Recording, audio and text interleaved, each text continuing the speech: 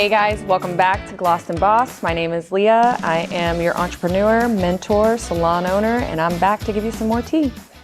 Today we are going to talk about the wins and losses with hiring, firing, and trying to build your team. I want to talk about hiring first. Hiring is one of those things that can be really, really scary, especially if you already have a team, because if your team has been there for years on years and you are bringing somebody new in, you want to make sure that it is not going to rock your boat. You want to make sure that you're picking somebody out that everybody is going to get along with.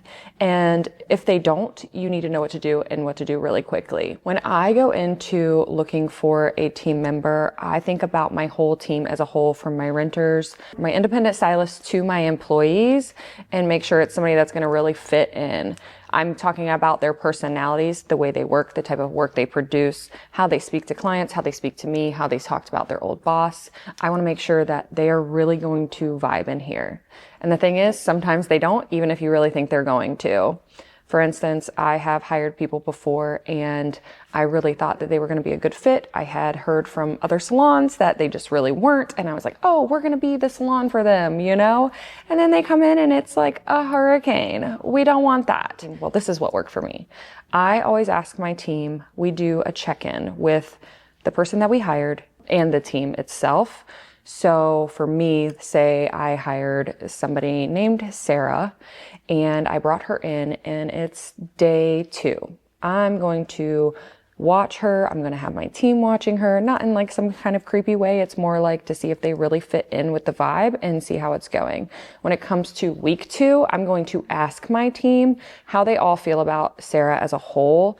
And I'm going to get every bit of feedback, the good feedback, the bad feedback. And then I'm going to also sit down with Sarah and ask her how she's feeling and how she's fitting in. You can find out a lot about somebody by finding out how they feel they're fitting in within your team. So I want to pinpoint when I am talking to somebody about their vibes and everything, making sure that they're going to fit in with Bloom. I obviously don't want somebody that's going to come off the bat negative. Negativity is going to be a huge ding, ding, ding in my little side brain over here. Like, okay, remember that moment and see how long they spend in it. Because a lot of times, if that's the only conversation they have with you, then you know that that might be something that's going to come along with them.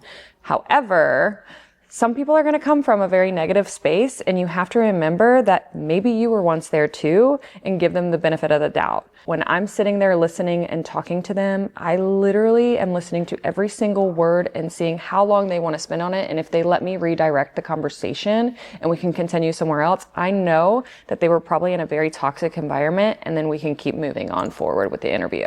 Let's get into letting somebody go, the big old firing.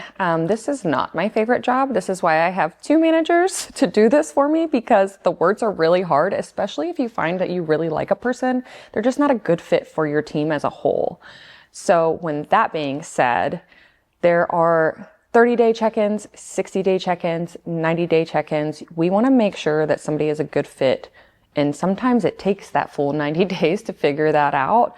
And when we are firing somebody, it's one of those things that can be really, really hard. For instance, if you have somebody that you really, really like their personality and they are vibing with everybody in the salon, you get really nervous because maybe they're not hitting their numbers, they're not trying, they're not giving you anything. You are literally having to do the work for them, to put the clients in their chair, to make them do A, B, C, and D. And you're like, okay, I'm giving you everything, but I'm getting nothing from you. This is not benefiting me financially or mentally because I'm doing everything for you and I'm going all over the place. So if they're not financially benefiting you as a salon owner, just because you're their friend and they're really cool, it's not helping your business, right? So why would I keep somebody that is not going to give me what I'm giving them? It does take a team to have a successful business in salon. So with that being said, when we are going to let somebody go, there are many things that we have set in place.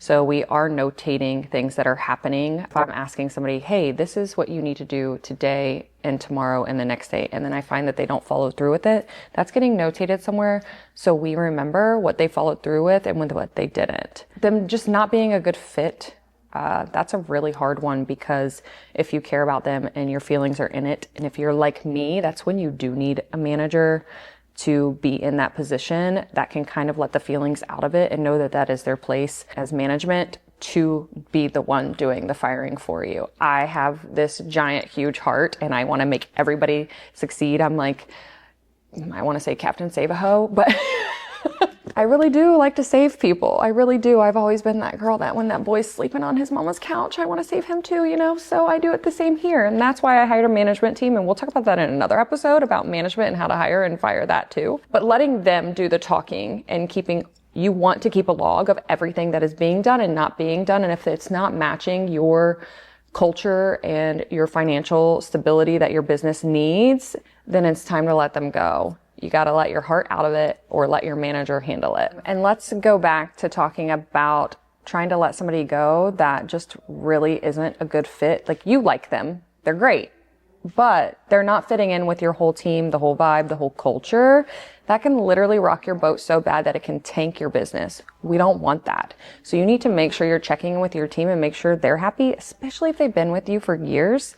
You come to find out that they're just not happy. This person is literally making their life miserable within here. We need to let them go. Owning a business isn't easy. The hiring and firing is just one part of it. There's millions of pieces that come together as one, and if you have one bad egg, gotta get rid of them. Thanks for tuning in with Glossed and Bossed. I have lots of topics to talk about, so tune in next week.